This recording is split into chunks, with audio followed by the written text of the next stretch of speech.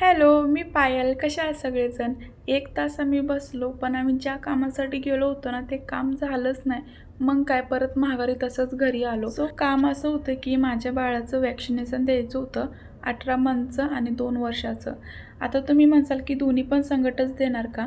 तर तसं नाही आहे. 18 मंथचं वॅक्सिनेशन द्यायचं लक्षातच नाही. मग तिथे गेल्यावरती त्यांनी जे म्हणतील ना, त्या हिशोबाने आम्ही वॅक्सिन द्यायचं ठरवलं. पण तिथे गेल्यावरती गर्दी तर जास्त नव्हते, कारण आम्ही खूप उशिराने गेलो होतो. पण आमच्या पाठीमागे नंबर भरपूर होते. सो फायनली आता आमचा नंबर आला आहे. पण बुग्गू मला मास्क काही घालून देत नव्हता. तिथं मास्क अलाउड होता. मागच्या वेळेस मी मास्क घातला नव्हता. सो मग त्यांनी मला आतच जाऊन दिलं नाही. मग पटकन ह्यांनी मेडिकलमधनं आणलं.